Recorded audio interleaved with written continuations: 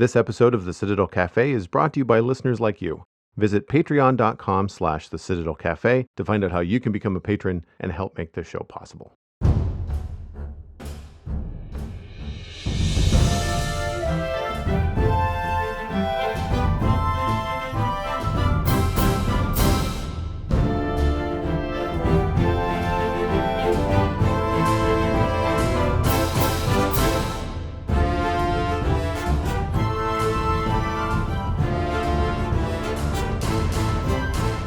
This is the Citadel Cafe, episode number 421 for Wednesday, November 3rd, 2021. My name is Joel Duggan, and the Citadel Cafe is where my friends and I hang out to talk about the geeky stuff that we're into. Joining me this week, Stephen is back. You can find him at Stephen ESC on all the social media that matters. That's Stephen with a PH, by the way. I have to say, our little pre-show conversation about Twitch and some of the behind-the-scenes stuff that we do was a lot of fun. And if you'd like to get a hold of that, then that is available as a barista cut to patrons at the barista level. And that is at patreon.com/the Citadel Cafe. And I want to give a tip of my hat to all the people that are currently supporting the Citadel Cafe on Patreon. This is how we make money for the show. This is how I free up the time in my workday to be able to record and edit and publish the podcast. And it's because of you, fine folks, here at the beginning of the month that we get paid. And I really appreciate it. It's a great thing to be able to have been doing this show that is later on this month turning 10 years old in November of 2021. Oh, right. So, November 17th, wasn't it? Yes, it has been nearly 10 years. And I need to get off my butt and organize what I'm doing for that event because I'd like to at least commemorate it somehow. Hopefully we'll be able to sort that out. I'll talk with you and Lou and Brockett and maybe Alistair offline, and we'll figure something out. Nice. Yeah, my day has been basically kind of consumed by Twitch stuff. So I won't bore people too much, but if you want to check it out, it's at twitch.tv/Joel Duggan. I took the afternoon off from all my work responsibilities and I streamed Satisfactory, which I talked about last week on the show, and got a really good handle on the shapes and the designs and the possibilities of the new building parts. And I feel like I've really kind of hit a stride with what I'm doing. So Nice. Hopefully that's something that's interesting to people. What have you been up to, man? Like, I feel like it's been a while since you and I have even caught up just as friends. Like, we've just been both pretty busy. What's new? Yeah, I mean, I just finished up a big freelance project that's been occupying my evenings and weekends for a few months now. It might even be a little bit longer than that. So that is done. I just need to walk the client through the back end of WordPress to show them where things are, and then it's billing time, which I'm very grateful for. And I'm grateful to be able to do that, but also grateful to be able to do that when they're happy with the final product. That's the trifecta. It's the exactly checkbox. I'm done. Next project, please. I get paid. Hey, that's cool. And they are really happy with it. Triple check. That's the end of a good project, I find. Exactly. And as much as I appreciate getting paid, I almost enjoy the other two more. They like true. it, and I'm done. Yeah, and I've done some, I don't often put myself out there for free work, but just when people need a hand with stuff and they're happy with what they get and the project ends up, like, it just feels like sometimes I'll do that for small projects just for the creative difference, because my day job is a lot more technical and a repetition of the same thing. So to just be able to have a bit of design creative outlet, I'll do a little freebie on the side, and yeah, they're like happy client, project completed tidily, and yeah, those are super satisfying. So, but yeah, and it's with that money that I'm going to be picking up the new Nintendo Switch in the next little while. If supply levels are good around town, I don't know. I haven't even looked into it to see what they're like. When does it come out? Yeah, it came out already. Actually, I believe it was October something. I think I could be wrong. I'm meaning to look that up, but it was. If it's not out yet, it should be out soon. I know the plan was to have it out leading up to the holiday season. No, it is out already. I've seen friends post online that they've gotten theirs already. So I don't have the money for it yet. So I don't want it to be one of those things where I buy it and then something ridiculous happens where the money doesn't come for a while and then it's just sitting on my credit card for longer than it should. Yeah, no, so I hear you. I'm being a good boy and waiting till the money arrives, but I'm looking forward to it. The new again, I've mentioned before, I love Mario Kart, so I'd get the Mario Kart Deluxe. Mario Kart 8 Deluxe. We'd all play that as a family. I've been wanting to play Minecraft Dungeons, so I'd pick that up for sure as well. Dude, when you play Minecraft Dungeons, let me know because they've got crossplay now. So ooh. I'm pretty sure I haven't played it in a long time, but I am pretty sure that now it's all crossplay. I think that Nintendo and PC and Xbox, like I think we can actually connect. Okay. Yeah, we'll definitely talk because yeah. it's just I'm looking forward to playing it because I've seen people stream it online and I've seen my sons play it and it just looks, the familiarity of Minecraft, but it looks like a different game and it's so fun. I kind of want to dive in there and play, so I'm looking forward to that. It's really straightforward too. Like to get into, it's basically like, see that it's moving, smack it. Like just bash it with your sword. That's it, or shoot it with an arrow. That's if it moves, kill it. Is basically how it goes. Well, the zombie's already dead, but still, like it just yeah, the gist. Kill it again. Yeah, bright, colorful, cartoony, really good graphics, fun little story. I haven't even finished it. I live vicariously through Johnny on the Spawn Chunks, who's gotten a lot farther in it than I have. Nice. By the way, depending on your budget, speaking of Minecraft Dungeons, you can buy the base game for I think $20, or you can spend $40 and get the base game and all the DLC. And the DLC comes at like $6 a piece, and you get like 5 or 6 of them for $20. So it's like getting 6 for the price of 4 sort of deal. But they really extend the story and they extend the gameplay like tenfold. And so while there are updates to the game that are happening for free from time to time, the DLCs are definitely worth that package, because even then it still comes in well underneath AAA game titles. Like $40 for the amount of gameplay for Minecraft Dungeons, considering that your entire family can have fun with it, right? Exactly. Yeah, that's awesome. And it's funny that you mentioned that it comes in cheaper than the other ones. I was just going to touch on that. So Mario Kart's going to probably run me whatever it is, like 96 with tax Canadian. Ouch. Yeah. Nintendo games are not cheap. So so a game like Minecraft Dungeons, that price point, you're saying $40. Like, man, I can deal with $40. So we're good. Yeah. And Minecraft Dungeons, for anybody that's an Xbox or a Microsoft person, that's part of Xbox Game Pass or PC for Game Pass Ultimate. So I have access. I've already bought it. I bought it before I had an Xbox, so I played it on PC. I own the base game, but I had to buy all the other DLC, which isn't part of Game Pass. But that's why the DLCs are not part of. No, so they're not part of Game Pass. You have to buy the DLC separately. But if you if you have Game Pass, which is a subscription service, then because Microsoft owns Mojang and Minecraft, then they throw in Minecraft. Both Minecraft Bedrock and Java Edition is part of Game Pass, and so is the base game for Minecraft Dungeons. So for anybody out there that wants to try Minecraft Dungeons without buying it and try a number of other games, you could just sub to Xbox Game Pass for a month and see if you like it.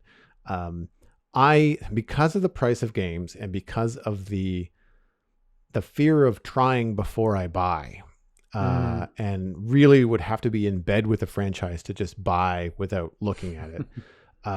That's one of the reasons why I like Xbox Game Pass. Now, $16.99 is a little bit pricey. You multiply that over the course of the year, and yes, that's a couple of full game purchases easily. However, when I'm part of that service, I have access to a lot of different games. Yeah. So that kind of makes up. Now, I don't have the time to play a lot of different games. I have the time to try a lot of different games, apparently. But what I will be doing later on this month, which is why my subscription is not on auto renew, is during the Black Friday sales, you can often pick up Xbox Game Pass cards on like Amazon, and you can get them for sale for 3 months in chunks or 6 months in chunks, and it boils down to $10 a month roughly, compared to $16.99. So I can save if I buy it all at once. And I'm just like, I tried it out this year. I thought I'll buy in 3 months chunks, and if it comes to the summer and I don't want to sub for the summer, I'll just let it lapse. I used it all year long. It was just worth it to have those games on the weekends when I wanted to pick up and play. So I'll be doing that again this year, which is cool. But yeah, man, having access to Dungeons on Switch, Mario Kart's a good one. There's a new Metroid game that just came out. Oh yes, thank you. That was another one. I was trying to remember that for the for the recording, but that's another one I would love to pick up. And there's a game, Moonglow Bay or something. Cosmic is gonna be mad at me. She just looked this up for me on stream today. It's a fishing game that just came out. I think it's on Switch. It looks like it would be Moonglow Bay. I got it right.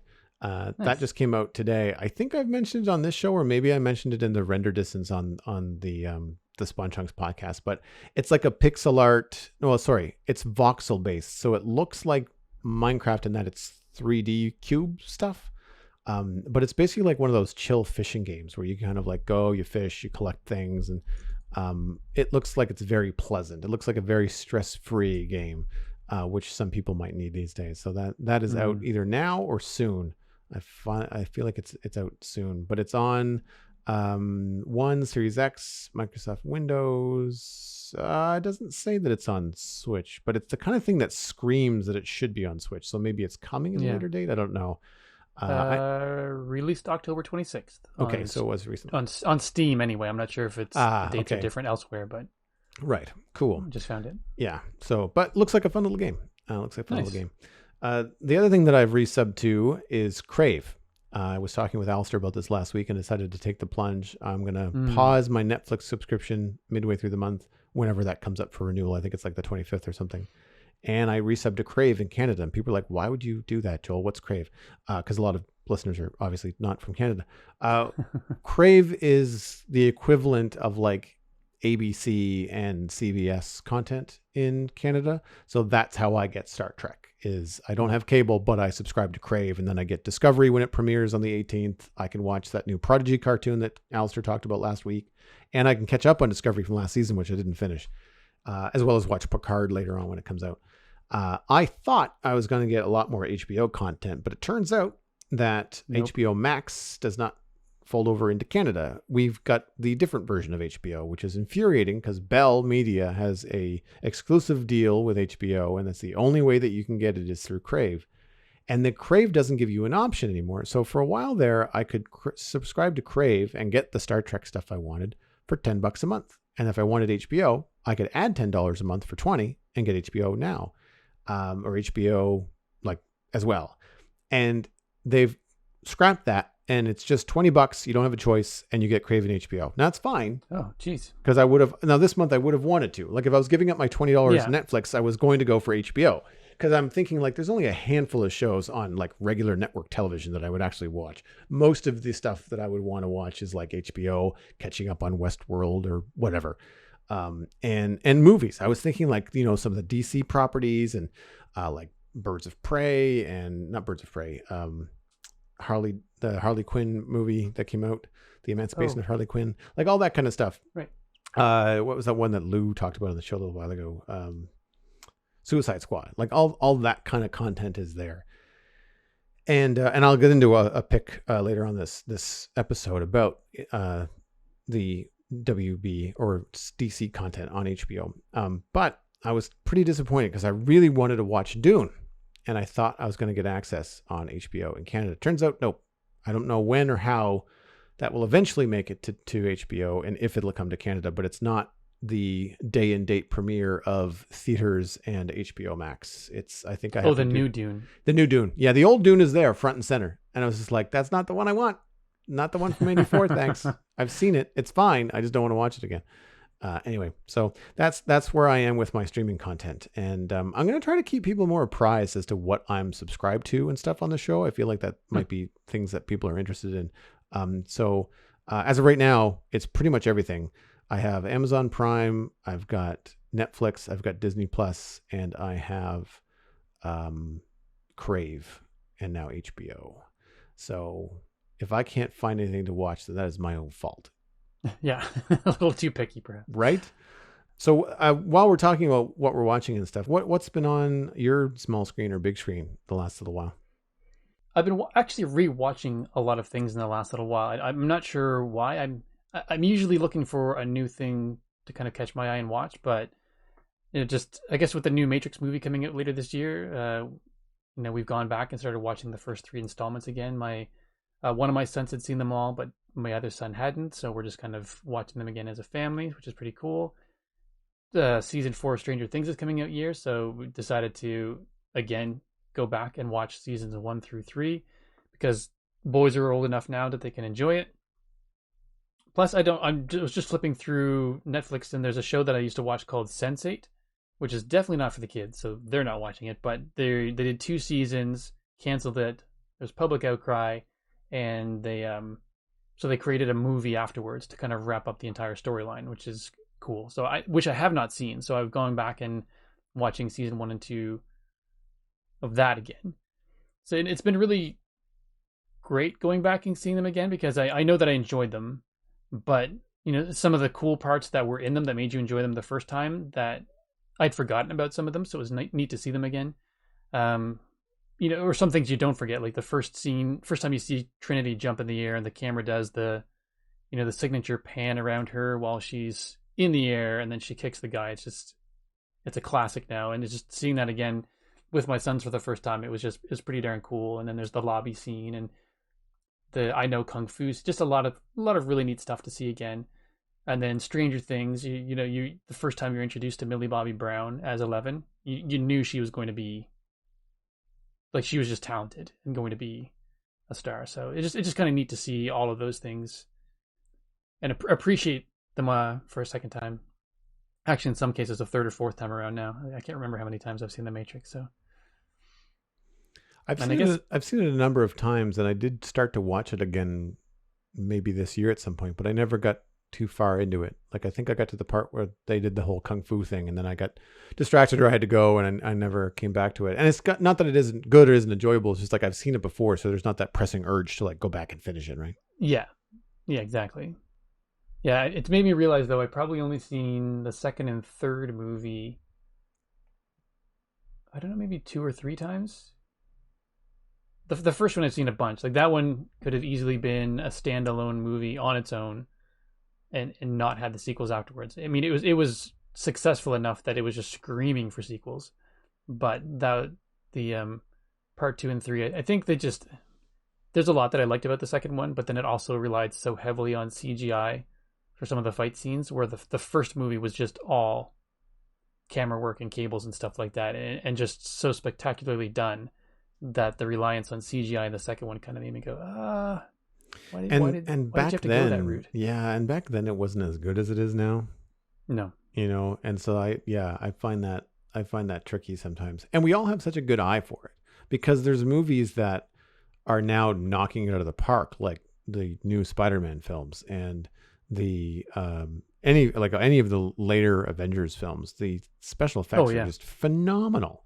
To the point where, like, you stop thinking about Thanos as a CG character. He's Thanos, and so that kind of stuff is really, really hard to overlook. I've gone back to watch some older films, and even if they're not special effects heavy films, like maybe an old rom-com or an old drama, I find it can be very hard sometimes with like a big 4K TV, and then you're watching something that hasn't been rescanned or hasn't been updated. And you're just like, whoa, this looks like hot garbage. And I don't know if I can do it. Like, I'm not sure if this is something that I can get through. And sometimes it's not just the video. Sometimes the audio is really garbled. And it's hard. I mean, I know just a television is not going to have the best speakers, but I still got better speakers than the TVs in the 80s. So it should be fine, right? But if the film is a cult classic, then it's less likely that it's been remastered. Whereas something more recent, like I've been tempted, and hopefully we'll have a chance to go watch the original Ghostbusters before the new sequel comes out in a couple weeks. And that is popular enough and has enough of a following that's been redone a number of times, right? Not franchises like Star Wars, because we all know those get revisited and retouched up and updated and all that kind of stuff for every new media that comes out. Same with Lord of the Rings. But for other movies, there's that hit and miss, and I remember Rubber Neo from The Matrix 2 and 3 and wasn't overly thrilled with it. I remember the third Matrix being weird. Like, it went from being cool to being weird. And that's when I kind of checked out, unfortunately. I like weird, but it was I actually think I'm trying to remember back, because like I said, I've seen 2 and 3 fewer than I've seen the first one, and I remember liking the third one more than the second one because it relied less heavily on the CGI. So I'm looking forward to it again because I think that's the one that I've probably seen the least. But I remember, I have a remembrance of liking it more than the second one. And I didn't hate the second one. There was just like, because it was still good. There's just that one fight scene, which is, all things considered pretty epic, but the CGI just takes it down from that I am in awe level to cool fight scene. Like it's not amazing and I need to tell everybody about this. It's like, yeah, that was pretty cool. But the trailer for the new one, I've only seen the teaser. I haven't seen the full trailer. Is there more than just the teaser? I think it's just the teaser. Yeah. But I think, like, as far as I can tell, everything in that so far is either real people or it's done with, today's level of CGI as opposed to the second movie's level of CGI.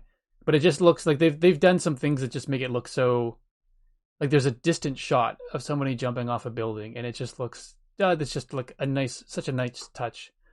It's going to be weird not having Lawrence Fishburne or Hugo Weaving. Neither one of them are in the movie, as far as I know. They weren't invited back. Looks like they have a younger actor playing a Morpheus-like character, so I'll be curious to see how that plays out.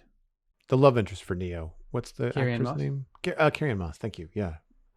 She's been doing all kinds of stuff this whole time. Oh, yeah. And of course, Keanu Reeves has been doing action movies like it's going out of style since The Matrix. So there's going to be some experience, I think, brought to a new Matrix film. Mm-hmm. And they're older now too, so there's a good chance that like the action sequences that we've seen from back in the day won't necessarily be able to pull them off. So there's a good chance that we'll get cool stuff, but it might be a more of a story driven movie as well, which I wouldn't mind at all, because I think that could be really well done. Have you seen the John Wick movies? Yes. Yeah, like that. I mean, I know that they're stuntmen. Like I get that some of the stuff, like all the kung fu stuff that's hand to hand is definitely Keanu Reeves. But like when he's jumping off a horse or jumping off a motorbike, I understand that that's not him.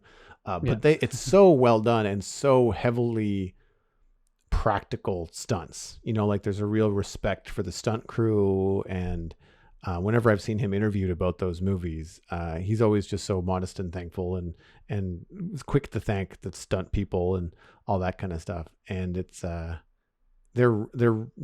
they lack a little bit on the story side, but they are fun action movies. A little bit violent, wee bit, a little bit. Yeah, it's interesting. We've toyed with the idea of sharing them with the boys.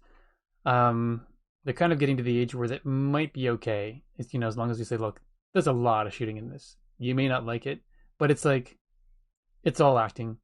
None of it's real. We can watch a tiny bit of it and it bothers you, then then we can stop. But it's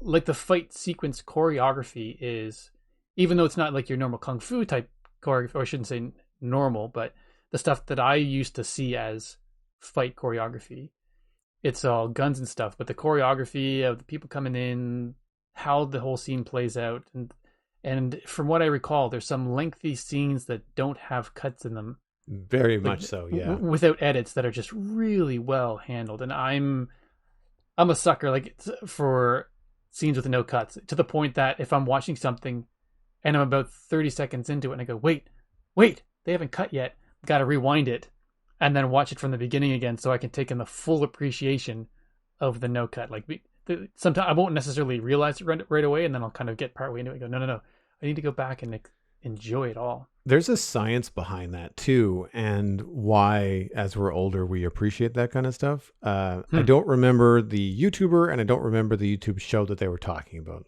This is a clip that I saw on TikTok, but in simple terms, they were saying, oh, you're wondering why this new show that your kid just can't get enough is like crack for kids on YouTube? Here's why. And they show a normal kids cartoon. It's like, here's this kid cartoon. Watch how often the scene cuts. And it's like once every 3, maybe 5 seconds. And it's a kid show that's aimed at 4-year-olds. And then this new YouTube property, I kid you not, Stephen, there's a cut every second. It's like 1/1000 cut, 1/1000 cut, 1/1000 cut. And it's the same scene, right? It's just that the camera's getting closer, or the camera's changing an angle, or they're backing out so that it's brighter or it's darker. And it's basically just like flashing. It's just like flashes every 60 seconds, which is why kids it's like feeding the attention span of a gnat. Like it's such a contrived garbage. I mean, the person pointing it out was excellent, but the fact that this show exists, I was like, oh gosh, that's awful. I'm hoping my friends that are parents that have little ones are not letting them watch that. So I haven't even rough. heard of it.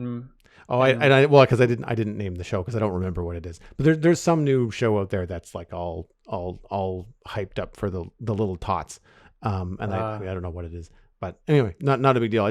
But like the fact that you and I both appreciate the longer cuts, I definitely notice when a filmmaker will break the rules, and sometimes they do it on purpose, and sometimes they just do it, and you're just like, that was a rough cut. Like you crossed the axis there, and I noticed, and I'm calling you on it, and I'm mad because you're Hollywood and you know better.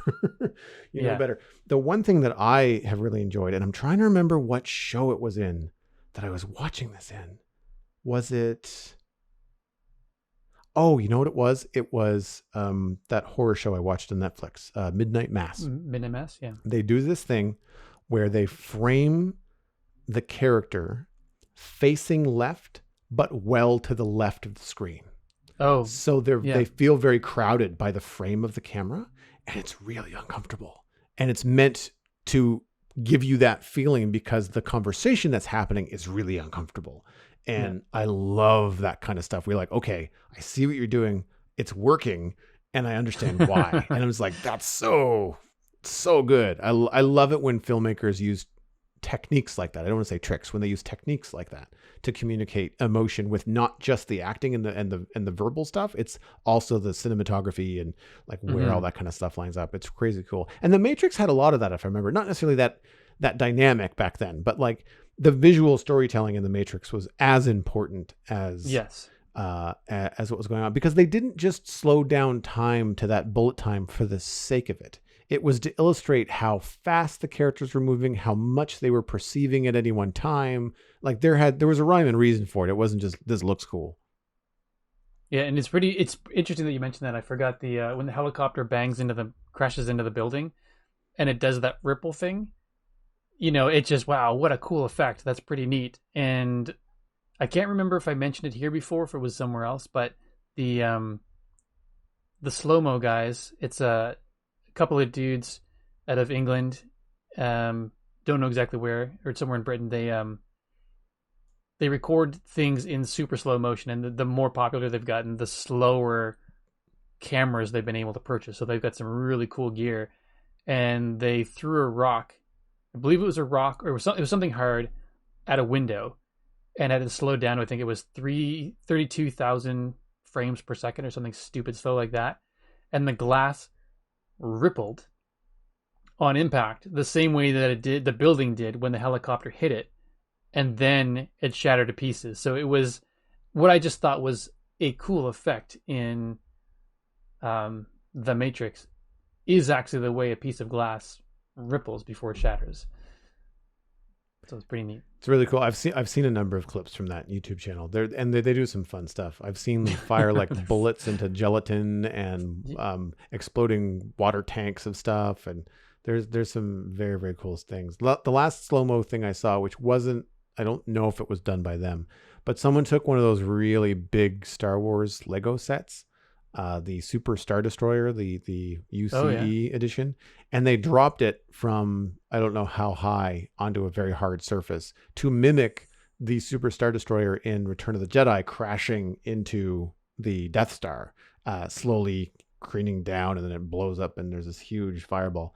But they did it with Lego, and of course pieces go everywhere. It's not as fantastic as you think. A lot of the pieces stick together quite well, so it's more like large chunks of the ship are flying.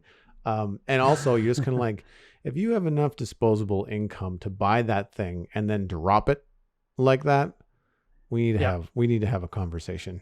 I will gladly take that off of your hands.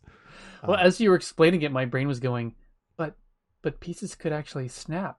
the Yeah. high Oh level. yeah. You No, might that's yeah. or bend so that it's no longer used. Why would you do that? Yeah. I will take the carcass off their hands, and it would still be Yeah, cheaper to buy the replacement parts and put it together myself than it would be than it no would be kidding. to get it brand new. I was looking the other day, looking for Internet Minute stuff on the Lego channel, as I often do, and it is disturbing how some of the biggest sets are still in the $600 to $900 range Canadian Oof. for Lego sets. Millennium Falcon is still the biggest, I think. The Titanic has taken the cake as the largest set piece-wise number of pieces. And I would The argue, Titanic? yep, the Titanic, the one that Leo sank on, that one. It's That yeah, feels in yeah, poor yeah. taste. Well, there's a lot of ship nerds out there. There's a lot of engineers and a lot of shipbuilders. Ships in a bottle, model ships. There's a lot of that out there. So I get it. I think it might be more of a European thing than a North American thing. But it's just the ship, right? There's not pull this lever and it kind of separates into no, it's just the ship. Okay. It's like one of the fancier adult sets that's meant to be like a giant showcase piece, like across like your a mantle. model, yeah. Yeah, exactly. And I'm thinking, I mean, it's cheaper than the Millennium Falcon, but if I've got that much money for a Lego set, I'm buying the Millennium Falcon, not the the Titanic. Now, that said, the Titanic would be easier to place in your house somewhere because it's long and thin and looks like a normal ship, where the Millennium Falcon is the size of a bloody coffee table. Just where do you put it? It's like, this is amazing. Where does it go? And the Millennium Falcon would definitely change the overall decor feel of a place where, a Titanic or a traditional ship could go on a mantle and people would look at it and go, oh, cool. And then it would be part of the decor, where if you had a massive Millennium Falcon, well, this guy loves Star Wars, that's for sure. What are you trying to say about the 4 Star Wars Lego sets that are on top of the bookshelves in my living room, Stephen? Are you trying to say something? Is it jealousy that I detect? A little bit. I don't have anywhere I could be able to put anything like that anyway. I mean, I'm not as big of a Star Wars fan as you anyhow, but I just, as much as I would love to get some cool Lego pieces and sets, I get nowhere to put them. Yeah, that's the other thing too. I always think about that when I buy a Lego set. It's really fun to do, and then I think about, like, okay, well, this is going to be fun. Where am I going to put this when it's done? Because I need to be able to display it to justify the fact that I've purchased it. Well, Very different story if I had a Lego city. Like if I had my spare room tidied up and I had like a Lego table in there that had like a train and towers and stuff on it. Yeah, big change in conversation then.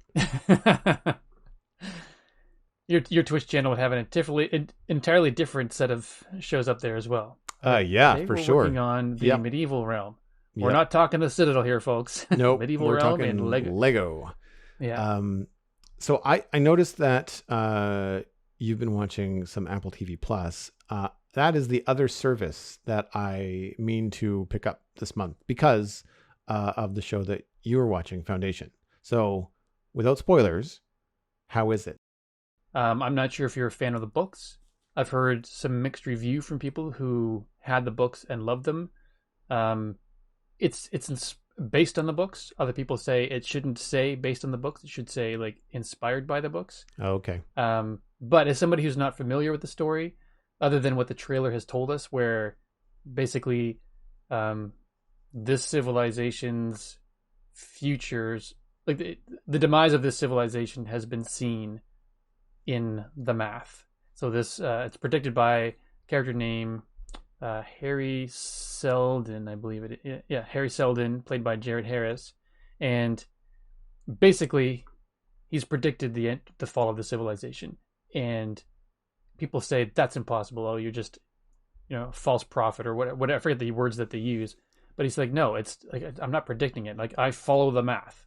The math shows this is going to happen. And so, there's no secret to that, because that's like, if you've seen the trailer at all, or if you've seen any of the teasers on YouTube, it's like that's part of the package that they present, that the story is about. So it's a visually beautiful show. And from what I've read in an article is that there's not a lot of description about the technology, like visually what the technology looks like. So there's some liberties taken in what these ships and space stations and things look like. But it is cool. There's one ship at one point where that has a. Actually, I won't get into it too much. But near the beginning, there's a ship that has a light drive in it, and at first we thought, that part's on it just for looks, and then it does the thing that makes it go light speed, and we all went, "Oh, neat!" And so, Okay, cool. I won't ruin it for you because it was a thing that, visually that was pretty impressive. Yeah, I mean, it's got Lee Pace in it. It's one of the main characters. I like him in basically everything he's in. I think he's a good actor. For those of you folks who don't know Lee Pace, he played Ronan in the Marvel movies. He was also I'm going to forget his name, the leader of the elves in the Hobbit series, and also he was the Pie Man in the series that we loved called Pushing Daisies back in the day. But he's I quite like him. He's a good actor. So the story takes place in the far distant future where the Empire is the reigning power over the entire galaxy. And as I said, I'm not going to get into spoilers too much, but it does a bit of time hopping between a future time and a past time, which I thought might get a bit confusing, but they only really touch on the future briefly, and then the rest of the story so far takes place in the past, where the story where this prediction of the demise takes place. So the main character is Gail Dornick, played by Lou Lobel. I may be pronouncing the last name incorrectly. I apologize, Lou. But she's a young genius who wins a math competition and is allowed to go meet this Harris character. So then, basically, you got two different worlds that kind of combine and they meet, and this prediction happens, and then everything sort of goes sideways from there. And I guess that's all I'll say now, because it's easy to talk about it and spoil some details and things like that, and I don't want to do that for you. But it's at the time I wrote these notes, we'd only watched the first episode, but literally right before watching this, while we were eating supper, literally right before recording this, while we were eating supper, we watched the second episode. So it's still good. Kind of left me a little bit confused as to where they're going to go with the story now. And that's not a bad thing. I mean, we're only two episodes in, and there's, I think, 10 total in the season. It's just, it was not it was not a confusing episode. It just made me wonder what they're going to do next.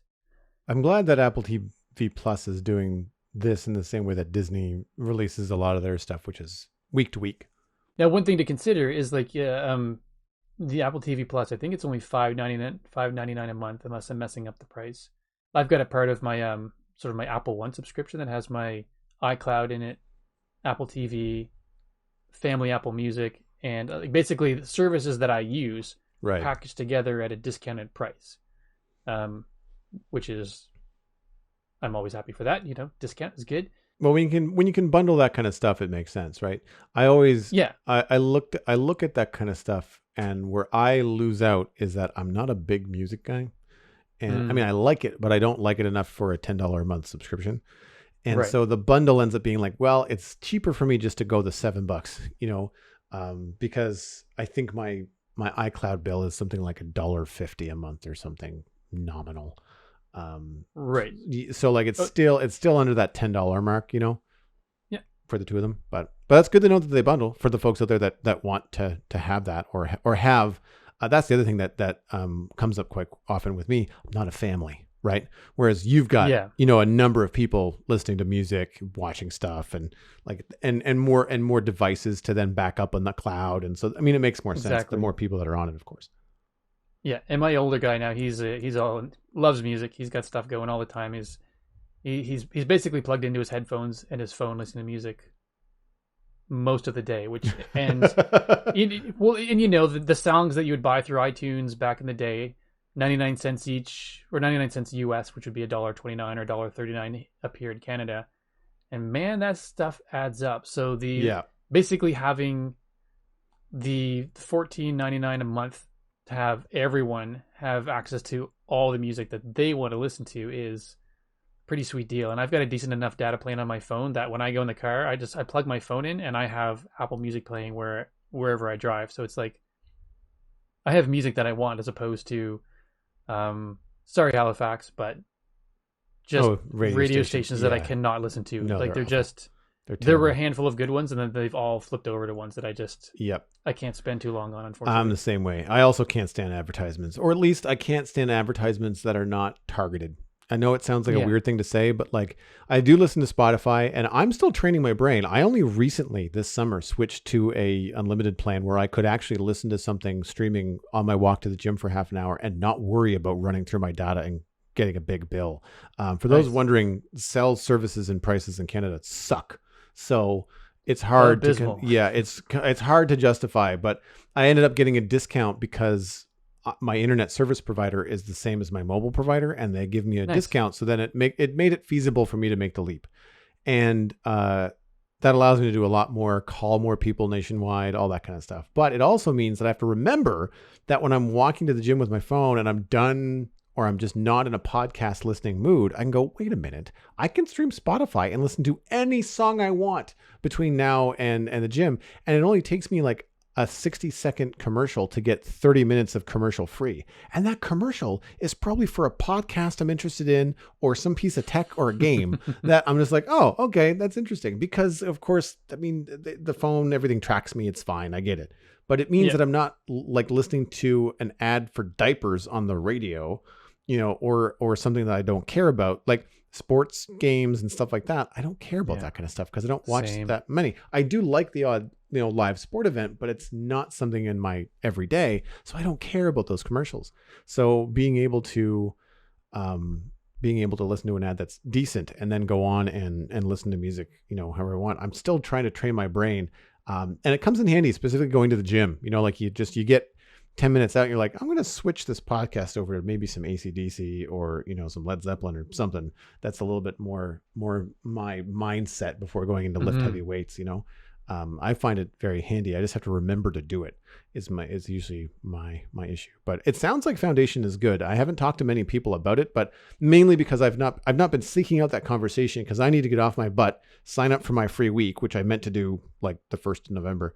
And get in there and watch a couple of episodes and catch up so that I can then have these water cooler conversations with everybody. Well, one thing you may want to consider is that I think episode 8 of Foundation is out.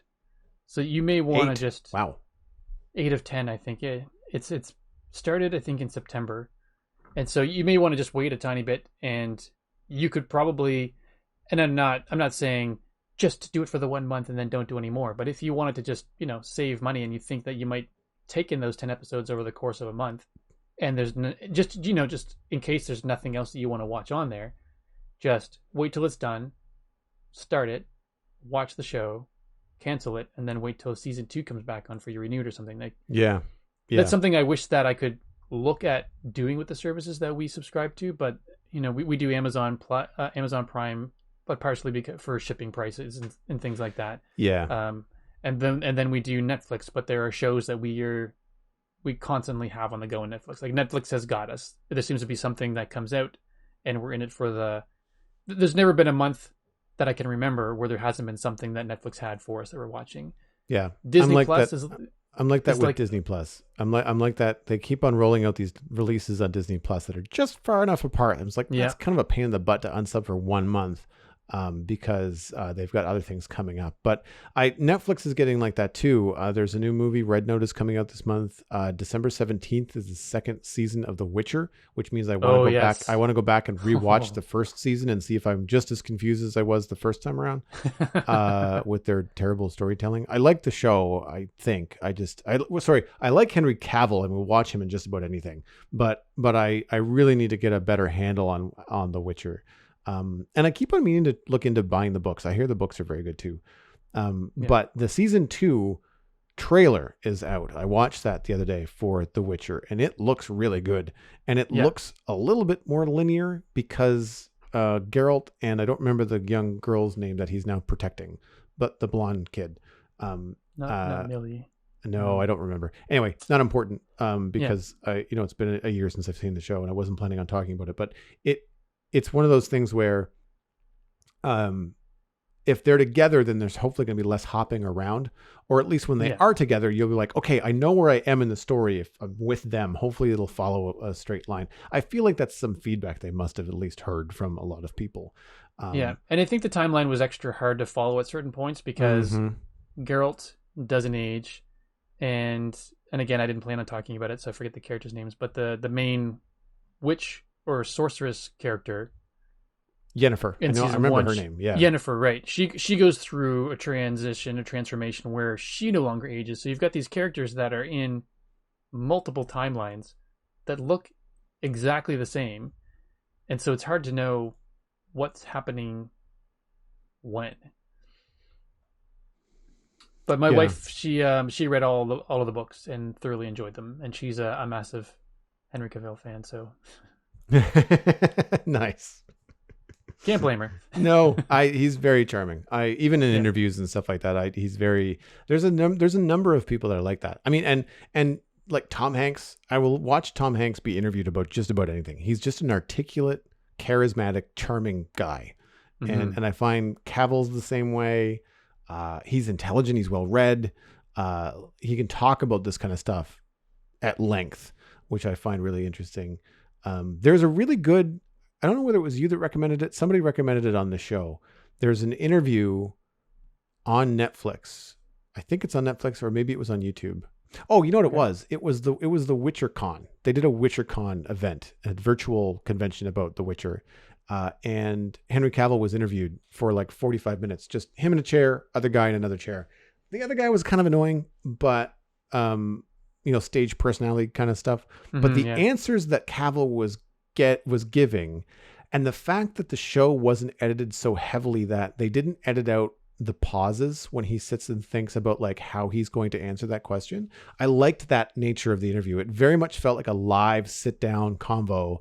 And it wasn't like overly produced in that way. So that's worth checking out, WitcherCon stuff, if you have an opportunity. And of course they don't spoil anything because they kind of hint at what may be coming in season 2, but they don't talk about it because they don't want to ruin it.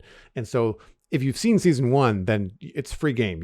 They'll talk about all that kind of stuff in season 1, which was, I thought, really cool.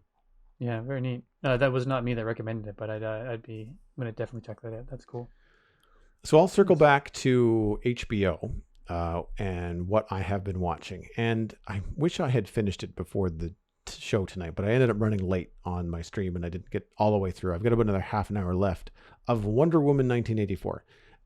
I'm pretty sure we've talked about it on the show before. I hadn't seen it, but I think Megan had, and she wanted to come on and talk about it. I'll have to go through my show notes and archive to make sure that I'm not repeating myself, but I hadn't seen it before just this week. And the thing that I remember most about this, because I'm thinking like, I liked the first Wonder Woman movie. Why didn't I go see the second, and why haven't I seen it yet? And then I remembered when they released it. January 21st, 2021. No, was it January? I think it was January. It was in the middle of the pandemic. It was originally out November 2019, and then delayed to August 14th, 2020. And then another delay pushed it to October 2nd, 2020. So there was no way I was going to a movie theater to see it. And as we know now, HBO Max wasn't a thing that I could access. So at any rate, I've seen most of it now. I don't think it's going to surprise me in the last half an hour, but I was really curious to know how they were going to get Steve Trevor back into the scene. I was really curious about how they were going to handle the 1984 thing, because like some films do it really well. Captain Marvel was set in the 90s for that kind of retro vibe in the MCU. And they handle it very well.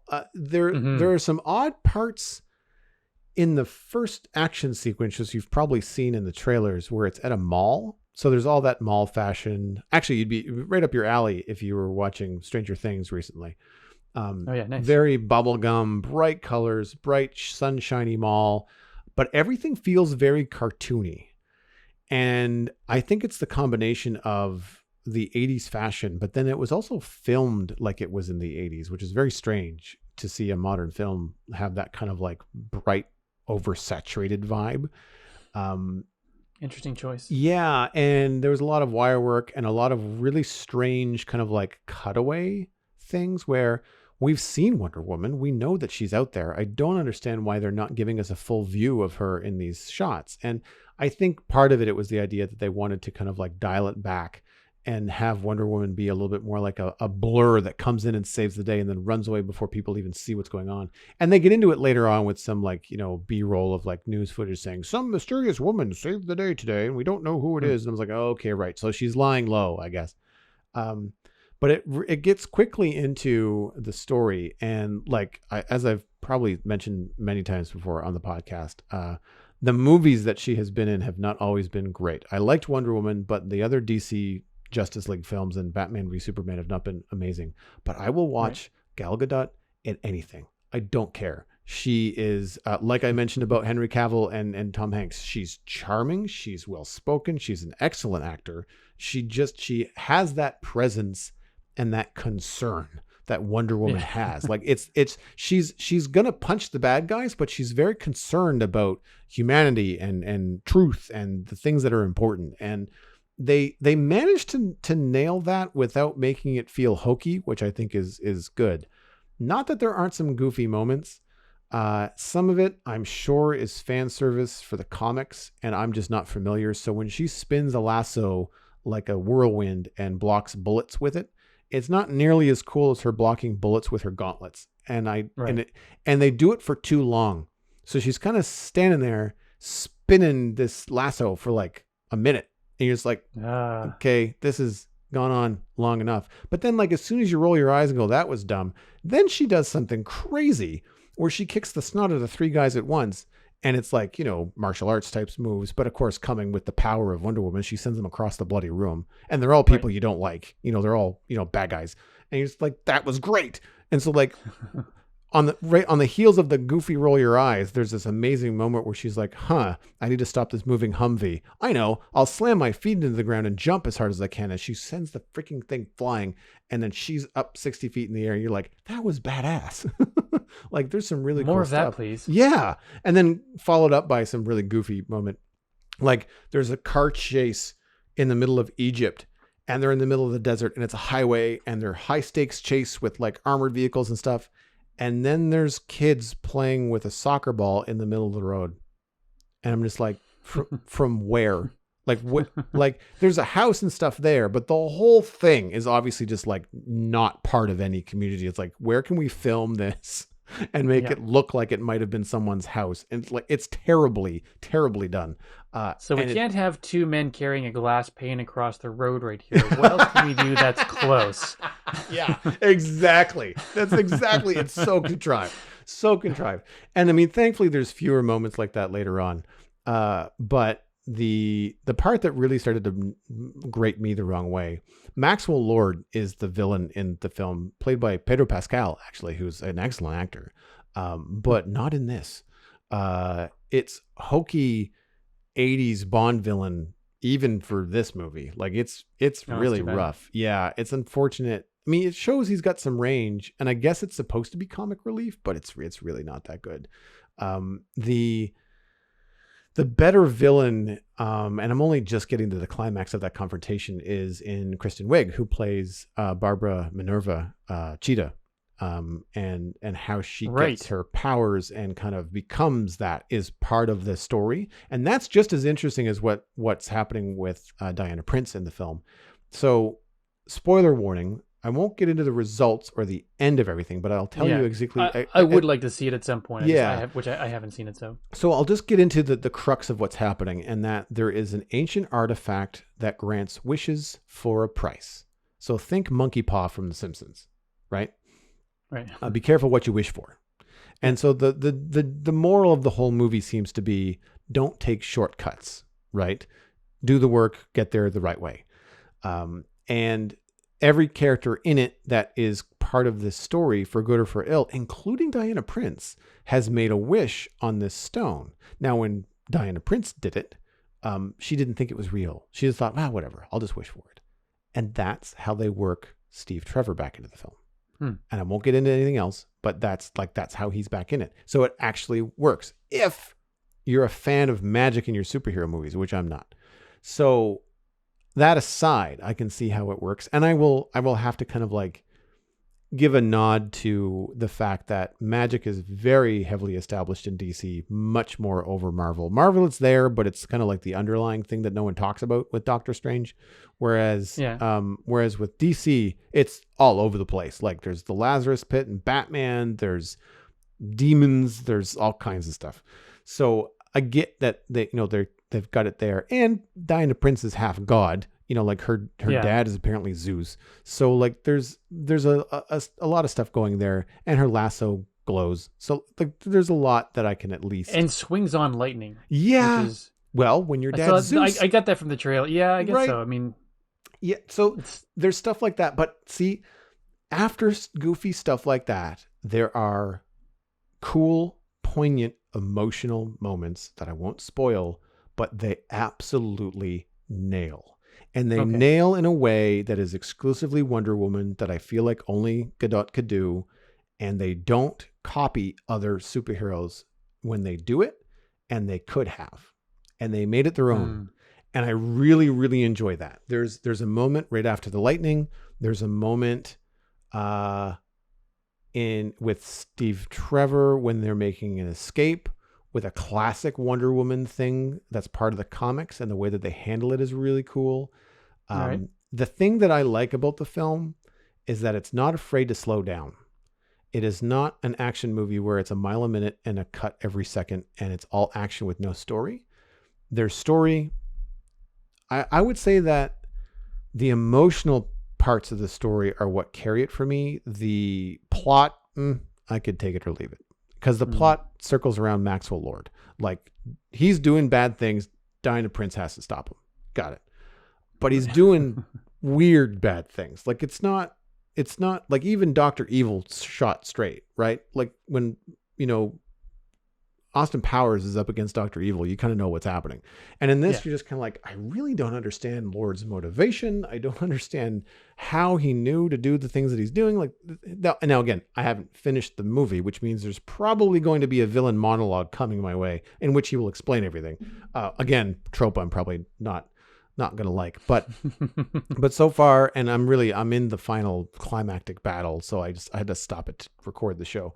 But I mean, I would recommend it to people if you like the first one and you want to go into it with like an 80s comic vibe and that open mind of like, this is a superhero has like the powers of Superman plus magic plus the history of her mythos, has Greek gods in it and has that kind of weight. Then having people come back from the dead and having people turn into cheetah animals is not that far-fetched, right? Like when you consider all of it. And for the most part, the action in the CG is really good. There are some moments where you're like, "Ooh, that's rough." Most of the stuff that's really good is the practical effects combined with CG. But whenever they've done like pure CG, it's been a little bit rough. But I love in films now, they do a really good job of showing you, or at least making it look like the actor is really running faster than anybody can. Steve Rogers does it in not Endgame, in Infinity War, and they do it in a number of other films. Winter Soldier, same thing. When he and actually Winter Soldier are running, it looks pretty darn good. And Black Panther, they're all doing it at the same time. Exactly. That's Infinity War. Across the battlefield in Infinity War. Yeah. So, and that's what I mean. Like stuff like that does not look like CG. It just looks like they've taken two different shots and combined them and maybe sped up the footage. And they do that because when Wonder Woman runs down the street, like she's passing cars, but they do it in a way that's not like the Flash. It's not like her legs are a blur. She's just taking strides that are 40 feet long. And it's really cool the way that they handle all that kind of stuff. And the destruction is great too. One of the things, and I've talked about to my family about this before, but the one thing that I would love to see, movie makers take note, is when people are running fast. It's like you're talking with the Flash, and they just zoom around corners and stuff, and you've got other people, and they're just, they're running really fast, and they take turns, no problem at the speed, and it drives me crazy. I mean, in Captain America 1, it was pretty good. Like, he takes a corner running at this speed, and he just couldn't handle it, and he just goes wide and crashes into a storefront window.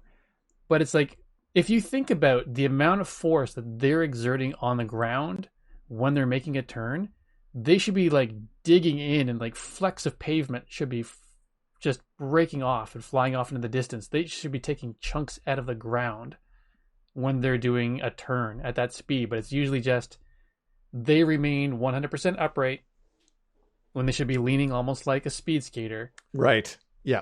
Do you know what I mean? It's just like, I do. just show me like how rough that ground would look after somebody is hitting it with that amount of force to go that fast. I would love to see something like, and especially if they're doing that in slow motion and you just see the ground breaking apart. You're just like, man, this person is not just whoosh, whoosh, whoosh, looking like they're going fast, like the Flash or vampires in anything.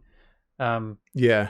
Like they're actually, they're obeying the laws of physics and still going that fast. I would love to see a turn like that. I feel like they did some of that in the Smallville fight in Man of Steel, but so much of that was hitting things. I don't know how much of that was like speed turning. So they get around it in two ways in Wonder Woman 1984. When she turns a corner, she usually uses the lasso to grab onto something vertical, like a lamppost. And so she runs, she lashes out with the lasso, and then she pushes off. So to turn a corner, she's like using the lasso as an anchor, like a grappling hook to like turn the corner faster. And because otherwise, that's excellent. Yeah, because she wouldn't be able to. But they do. I'd have to go back and check. I don't know if they actually bust up the pavement when she does it, but when she's running, no. When she's jumping, though, she does. So she's running down a street and then she has to leap over a tall building or get up into the air. When she does that initial like takeoff, there's definitely a bit of a stone crunch that happens. At the very least, there's the sound effect. I don't know. The camera usually follows her, so I don't know if they showed the destruction on the ground or whether they just insinuate it with like asphalt crumbling noises or something. But they do a fair amount of that. There's also some times where you're just kind of like, that's not how physics work. I don't care how superhero this movie is. Like, you're just like, that car wouldn't exactly do that that way, but sure. So stuff like that is a little bit, far-fetched. But I mean, I'm also watching a superhero movie, so like I'll forgive a certain number of it. We've already put our brain on pause for something. So yeah. But again, like the emotional moments between Trevor and Prince, the emotional moments with Minerva as well, Kristen Wiig. She plays a decent range in this film. I've been wondering about that. Mostly known for her comedic acting, which is usually it's more the first act. She plays basically like a nerdy museum person with like 6 PhDs or something crazy. She's very smart and very awkward. And so she plays that well with her comedic background and stuff. But it's not meant to be laugh out loud funny. It's meant to be kind of like, no one notices me, that sucks funny kind of way. Mm-hmm. But they quickly they touch on some topics in a good way, I guess. But the way that she handles the change and how her character changes is more interesting than I thought it was going to be. Can't say I'm a big fan of how they handled her transition at the end. I think they could have done something a little bit more unique with that. A lot of CG, but not bad. It still looks pretty good. It's like when Gollum fights the Hobbits. Like, you're not questioning that he's there, that kind of thing.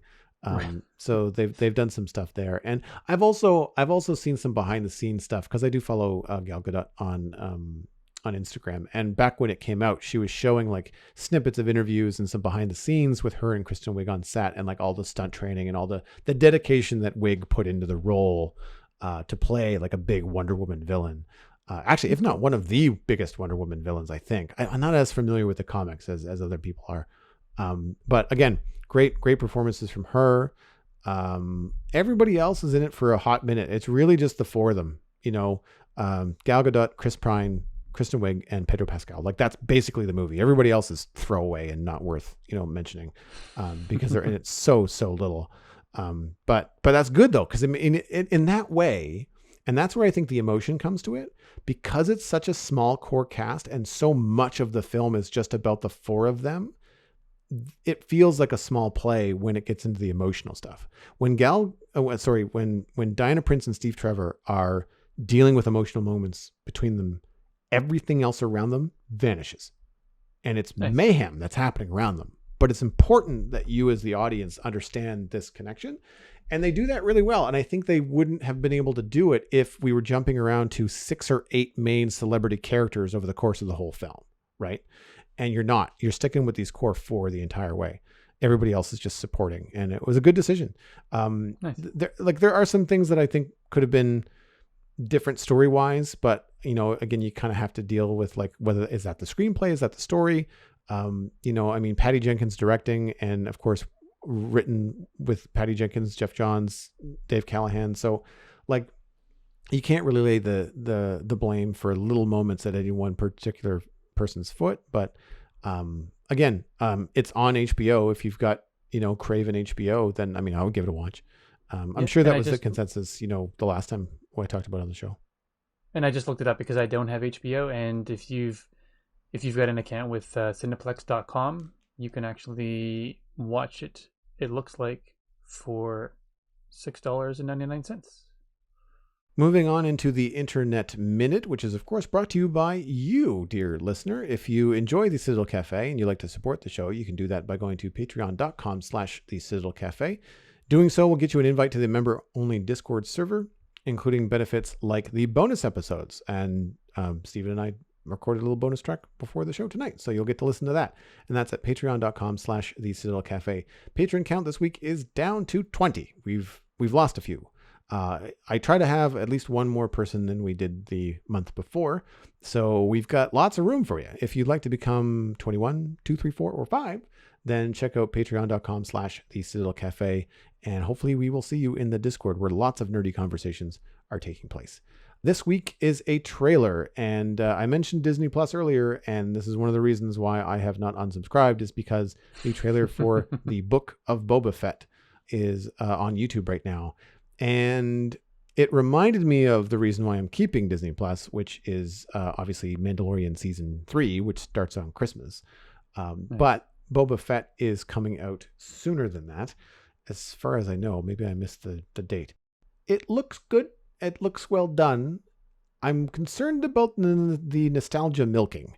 So Boba Fett is currently on the throne in Jabba's palace and has been taking over his old haunt. And I find it odd that he would do it, but then also, it's obviously a more familiar place for Star Wars fans. And I feel like Star Wars fans know Boba Fett is just a really cool character and a really cool, we'll call him a villain, because he's the one that takes Han Solo in carbonite to Jabba the Hutt after retrieving him from Darth Vader.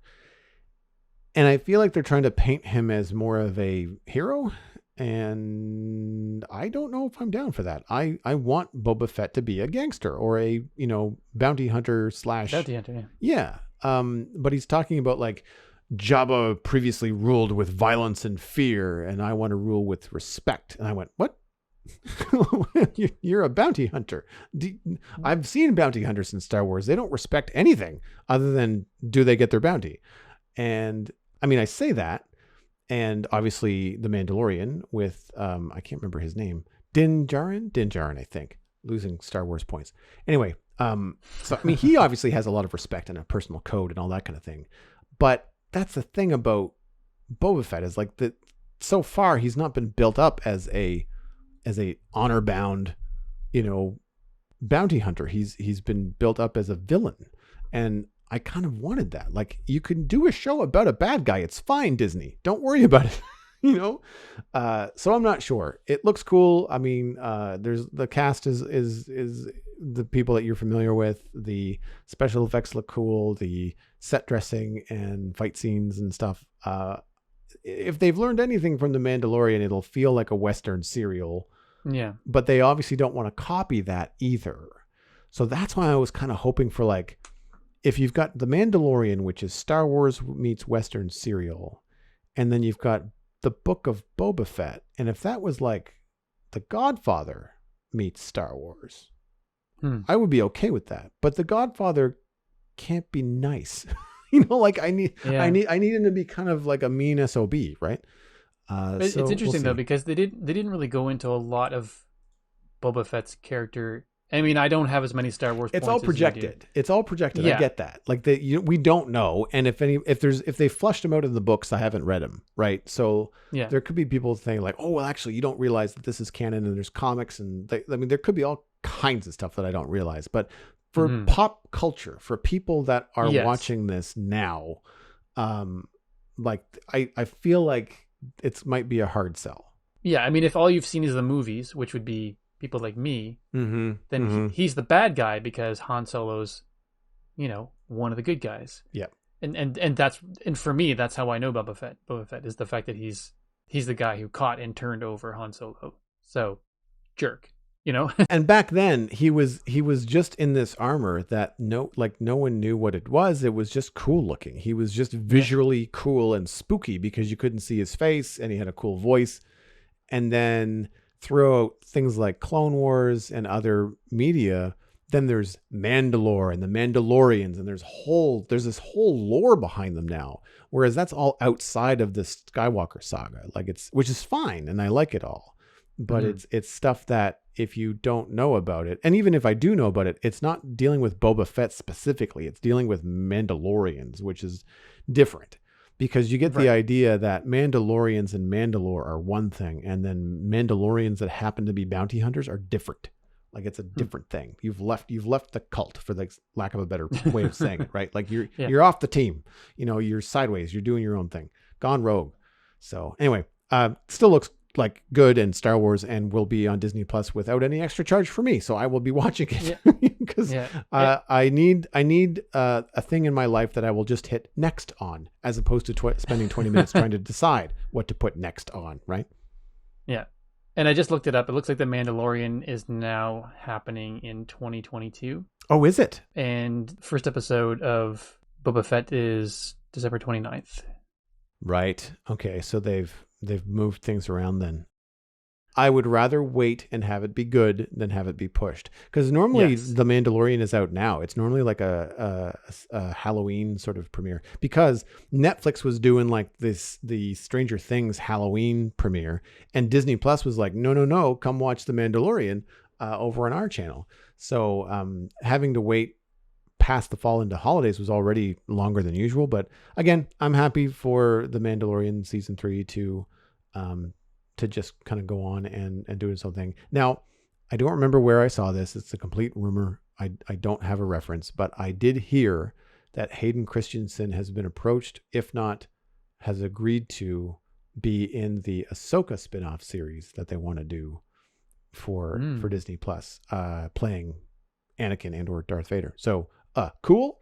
And on board for that as well, because I really enjoyed that aspect of season 2 of The Mandalorian. Nice. So anyway, there's enough Star Wars for an entire episode, I'm sure. But we'll have to wrap it up there. That is the end of this episode of the Citadel Cafe. You can get more information about the show and links to some of the things that we talked about at thecitadelcafe.com. Music for the show was composed by Kevin MacLeod. You can email us at thecitadelcafe@gmail.com or follow the show by name on Twitter. You can subscribe for free on iTunes, Google Podcasts, Stitcher, Spotify, and YouTube. One of the easiest ways to support the show, in addition to Patreon, which I mentioned earlier, is to just tell people about it. It's totally free. You can just poke a friend in the arm from a safe distance and say, hey, you should listen to Citadel Cafe, and here's where you can go to listen to it. My name is Joel Duggan. You can find everything I am up to online, including my illustration and design portfolio at joelduggan.com. You can check out my other podcast all about Minecraft at thespawnchunks.com, and you can follow me at Joel Duggan on social media, and I will point you towards Twitch at twitch.tv/Joel Duggan, where I am streaming Satisfactory, Minecraft, and hopefully some other cool stuff in the coming weeks as new games are coming out for the holidays. Stephen, where can people find you online? I'm spending most of my time on Twitch as well these days, so you can come and hang out with me Tuesdays, Thursdays, and Sundays on twitch.tv/StephenESC. And again, that's Stephen with the PH. Hope to see you there. You've been listening to the Citadel Cafe, where we are fast, easy, and cheap, but you can only pick 2.